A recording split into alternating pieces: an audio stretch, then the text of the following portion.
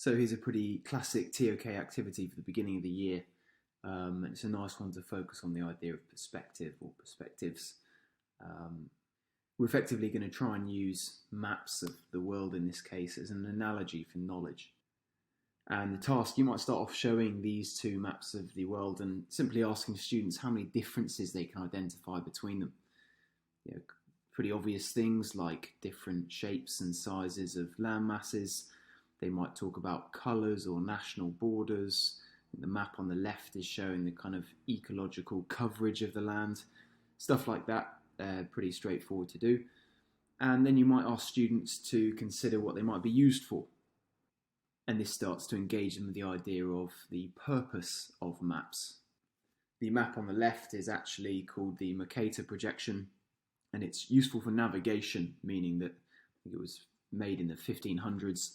You could take compass bearings from the map and use them for travelling on the oceans, on land, whatever. On the other hand, the map on the right is the Gall-Peters projection, which is accurate in terms of surface area. And once you've identified the purpose of both of these maps, kind of an interesting question to ask, which is better?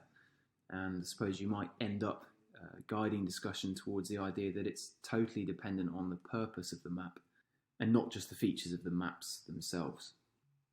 You could then extend this to one other map, and there's obviously hundreds of thousands of them out there.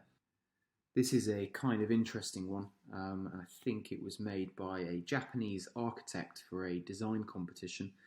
And again, before telling them anything about the map, you might ask them, well, what do you think the purpose of this map is? See where that discussion goes.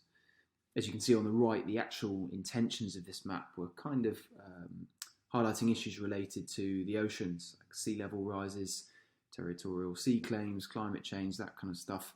And it's also interesting to note that the designer of it was Japanese, and obviously Japan falls fairly centrally in the map. Whether or not that had anything to do with it, I don't know. And a few kind of discussion points you could use.